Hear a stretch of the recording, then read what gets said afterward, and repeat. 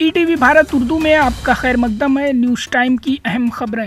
وزیر اعظم نریندر مودی نے کہا کہ کانگریس نے عوام کے لیے نہیں بلکہ صرف اپنے خاندان کے لیے کام کیا ہے۔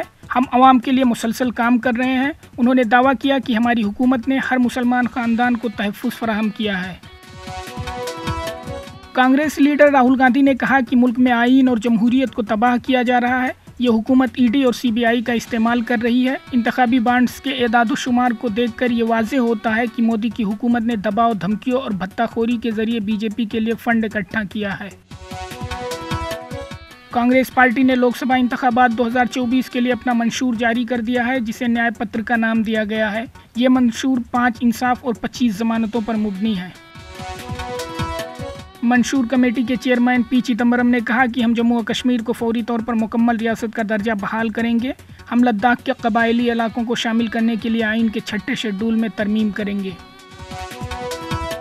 مختار انصاری کے بیٹے عباس انصاری نے والد کی فاتحہ میں شرکت کے لیے جیل سے باہر آنے کے لیے سپریم کورٹ میں درخواست دی ہے۔ مختار انصاری کی فاتحہ 10 اپریل کو پڑھنی ہے۔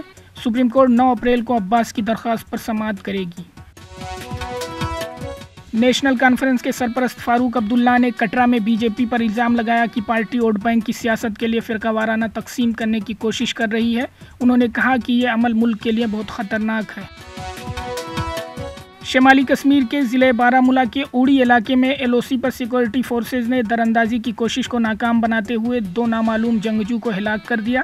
اس واقعے کے بعد علاقے میں وسیع پیمانے پر تلاشی آپریشن شروع کیا گیا۔